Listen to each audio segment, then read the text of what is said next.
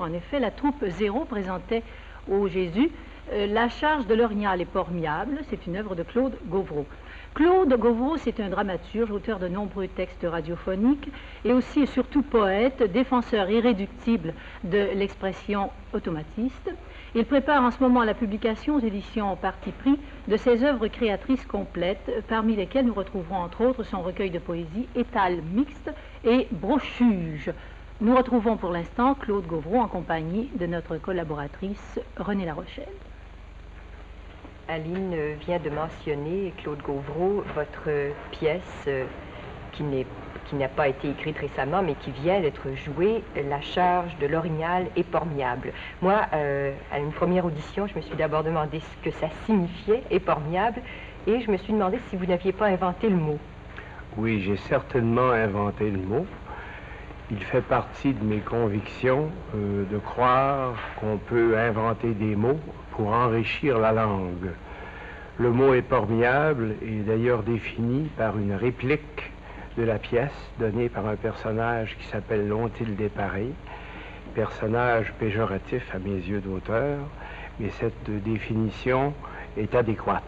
Elle signifie à peu près que le mot épormiable signifie formidable et fantastique, mais dans un sens tout à fait singulier, étant donné que le personnage principal de ma pièce, Mycroft Mixedem, selon la conception originale de la pièce, devait avoir 6 pieds et 6 pouces, et était doué d'une force physique tout à fait extraordinaire et dangereuse pour quiconque le provoquait. Vous parlez de la liberté d'inventer des mots. Je pense que la liberté, pour vous, c'est une chose extrêmement importante. Et en tant qu'écrivain, non seulement vous inventez des mots, mais vous utilisez aussi des sons verbaux. Je vous ai déjà entendu réciter de vos poèmes, qu'on appellerait peut-être de la poésie lettriste. Je ne sais pas si c'est un mauvais terme, mais enfin, c'était des sons. Vous aimez utiliser ainsi de la musique concrète en poésie? C'est-à-dire que ma poésie n'est pas de la musique. Je l'ai déjà défini dans des textes théoriques qui, hélas, sont encore impubliés. Ma poésie repose sur l'image. Évidemment, c'est une image non figurative. Comme dans les tableaux non figuratifs, on a une image concrète qui est non figurative.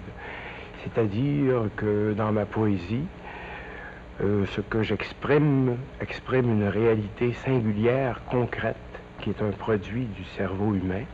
Et comme je suis athée et modiste, le cerveau humain est concret. Donc il s'agit d'un produit concret ne tendant qu'à exprimer une réalité singulière.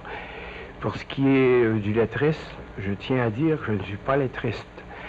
Parce que dans mon optique, le lettrisme s'identifierait plutôt à l'abstraction géométrique en peinture et que moi j'ai toujours été un abstrait lyrique ou un abstrait baroque, comme on voudra, ou un automatiste, ou autre chose qu'une critique très perceptive pourrait définir mieux que moi.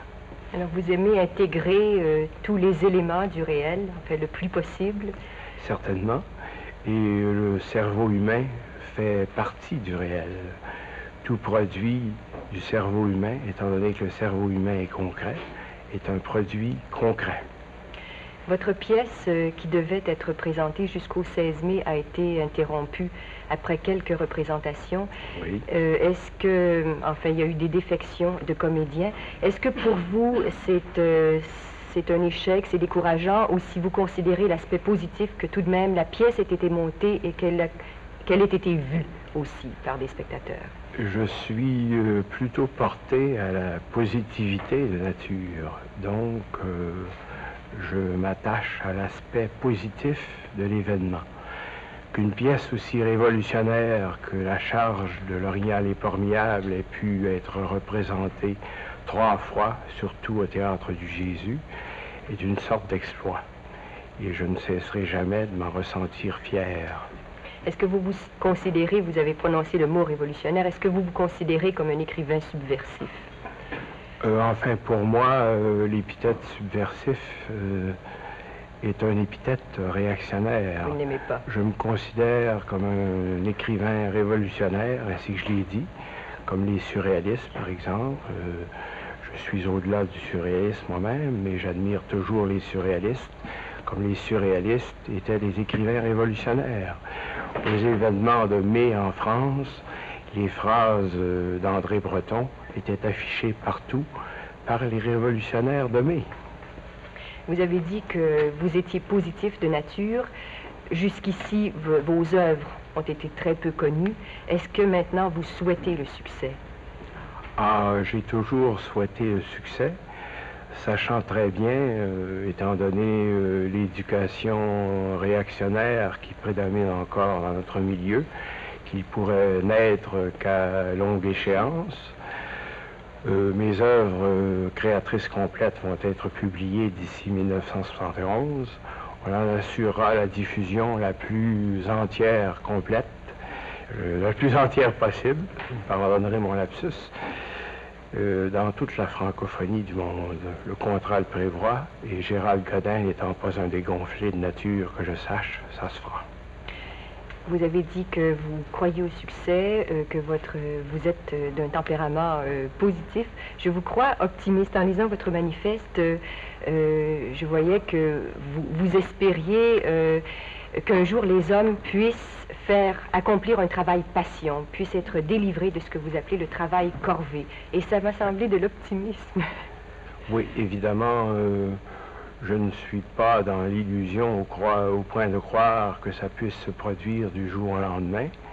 Je crois que c'est possible. Comme je le signale dans mon manifeste, la cybernétique est déjà engagée dans cette direction-là. Évidemment, la cybernétique, dans un régime capitaliste traditionnel, pourrait contribuer à diminuer la main-d'œuvre, à augmenter le chômage et constituer un moyen de chantage auprès des travailleurs pour en faire accepter des salaires plus bas. Je suis conscient de ce fait-là, mais dans mon optique, telle que je l'ai exprimée dans mon manifeste, c'est une optique libertaire. Il est bien spécifié que le travail-passion généralisé ne serait possible que dans une société libertaire épanouie. Je crois, Claude Gauvreau, que vous avez foi en l'homme. Vous dites aussi que pour vous, l'amour a une importance extraordinaire. C'est peut-être ça pour vous la plus grande valeur pour l'homme? Oui, il y a pour moi deux valeurs absolument vitales, l'amour et la création. Quoi qu'en aient dit mes détracteurs, je suis un hétérosexuel inconditionnel personnellement. Je suis pour la liberté sexuelle aussi des autres que je respecte. Mais en ce qui me concerne, je demeurerai toujours un hétérosexuel. Et, selon les pleins moyens de plaisir que cela pourra me procurer. Claude Gauvreau, je vous remercie. Je vous en prie.